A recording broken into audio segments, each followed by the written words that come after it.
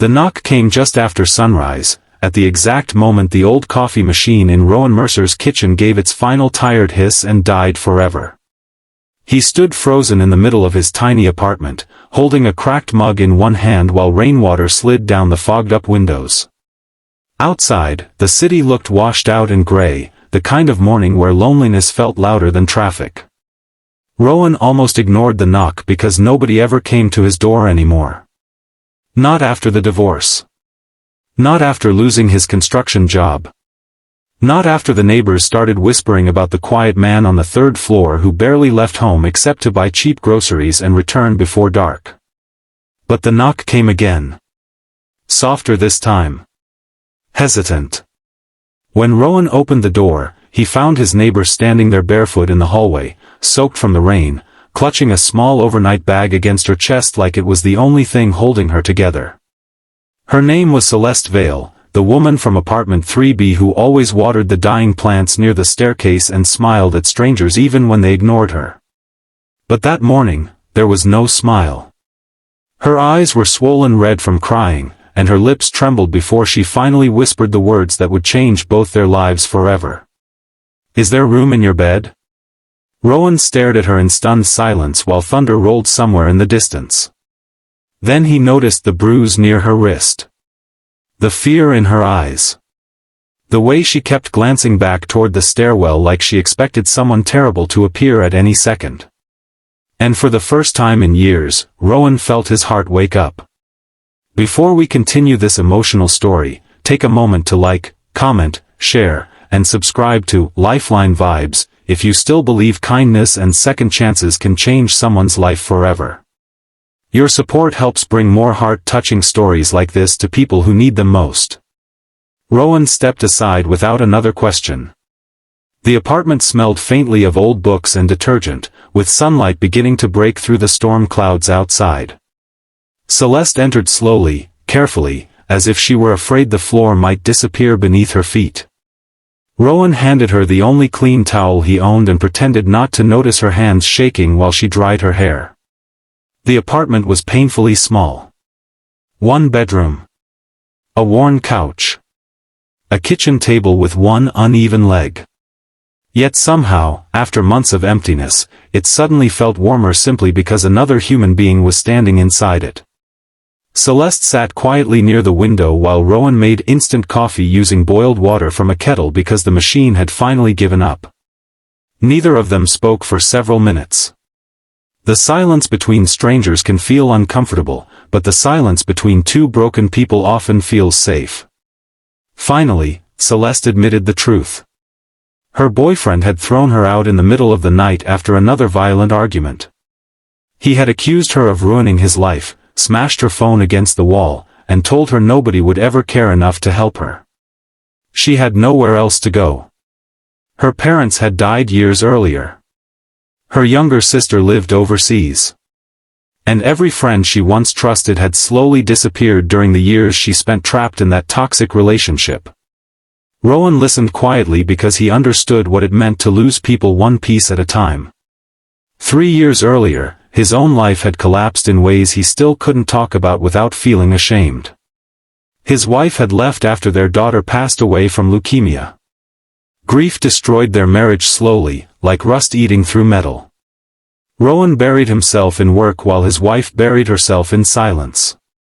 Eventually, there was nothing left between them except pain neither of them knew how to carry together. Then came the layoffs.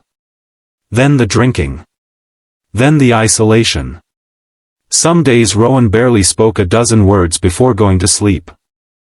But that morning, something about Celeste sitting there in borrowed sweatpants with tears drying on her cheeks made him remember what it felt like to care about another person again.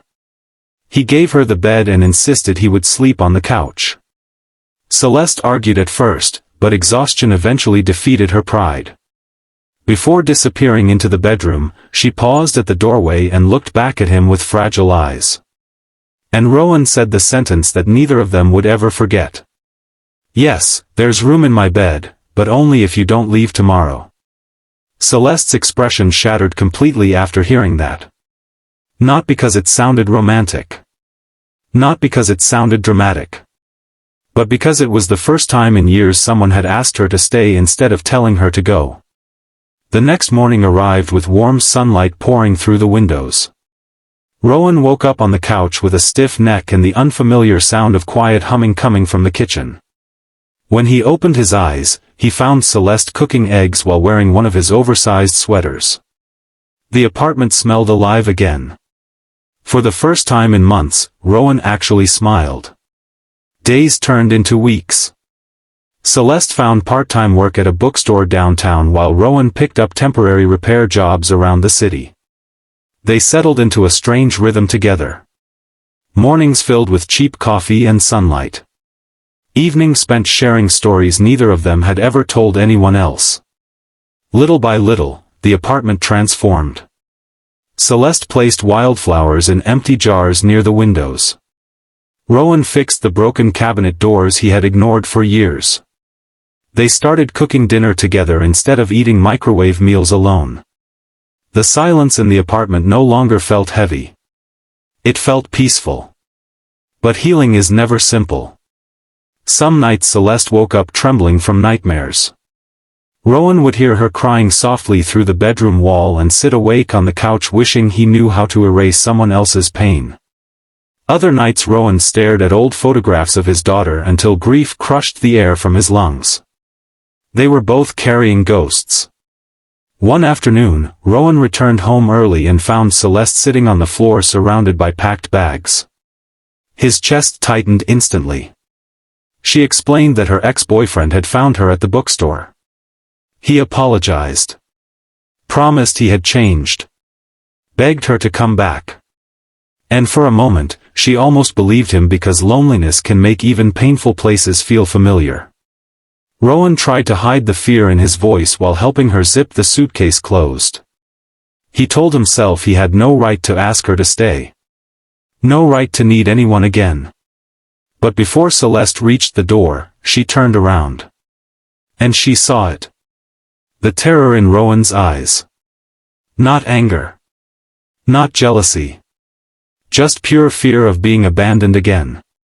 That was the moment Celeste realized something important. Rowan hadn't saved her because he wanted something from her. He saved her because he understood exactly how it felt to drown alone. So instead of leaving, she slowly unpacked the bags again. And Rowan quietly cried in the kitchen where she couldn't see him. Summer arrived gently after that. The city outside seemed brighter somehow. Rowan started shaving regularly again. Celeste laughed more often. They spent evenings on the apartment rooftop watching golden sunlight spill across the skyline while sharing stories about the lives they once dreamed of having. For the first time in years, both of them began imagining a future again. Then came the phone call that nearly destroyed everything. Rowan's ex-wife called unexpectedly after almost 2 years of silence. She was moving away permanently and wanted to sell the last property they still owned together, the tiny countryside cabin where their daughter spent her final summer alive. The news hit Rowan like a knife. That cabin contained every memory he had left of his child. The painted height marks on the wall. The swing she loved near the lake. The little drawings hidden inside kitchen drawers. Rowan spiraled quickly after the call. He stopped sleeping. Stopped eating properly. Old grief reopened like a wound that never truly healed. Celeste watched helplessly as darkness slowly swallowed him again. One evening she found Rowan sitting alone in the bathroom with tears running silently down his face. And in that heartbreaking moment, she finally understood something profound. Sometimes the strongest people are simply the ones who learned how to suffer quietly. So she sat beside him on the cold tile floor and held his hand for hours without saying a word.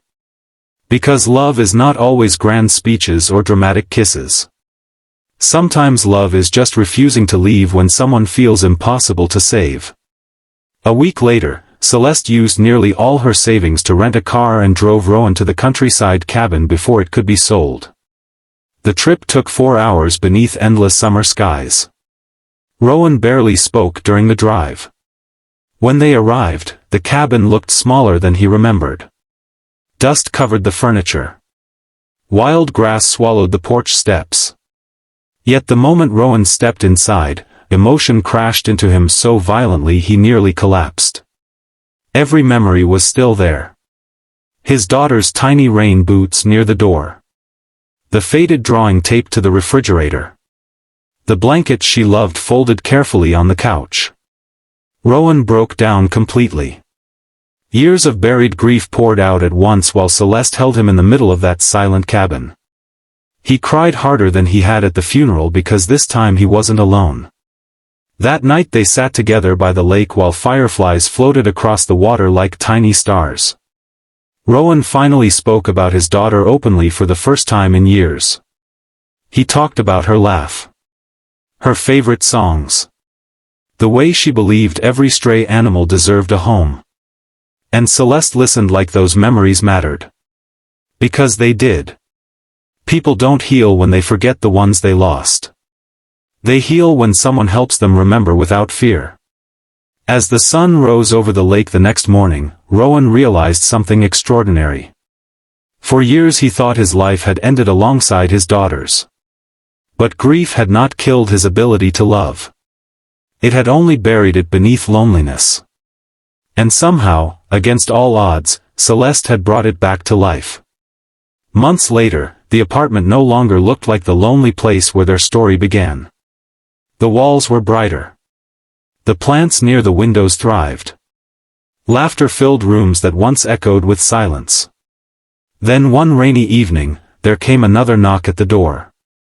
Celeste opened it carefully and found a frightened teenage girl standing in the hallway holding a torn backpack. She explained through tears that she had nowhere safe to stay after escaping an abusive home. Celeste looked toward Rowan. Rowan looked at Celeste. And without hesitation, he smiled softly. Because both of them already knew the answer. If this story touched your heart even a little, please like, comment, and share this video with someone who may need hope today. And don't forget to subscribe to LifeLine Vibes for more emotional stories that remind us kindness can still change lives. Special request before the ending, comment below where you are watching from and tell us, have you ever experienced a moment when one act of kindness changed your entire life? That night, Rowan spread fresh blankets across the couch while Celeste made hot soup in the kitchen. Rain tapped softly against the windows exactly like it had the morning she first arrived. The frightened girl looked around nervously and whispered the same question Celeste once asked months ago. Is there room for me here? Rowan glanced toward Celeste, his eyes full of warmth now instead of sadness. Then he smiled. And together, they answered. Yes, but only if you don't leave tomorrow.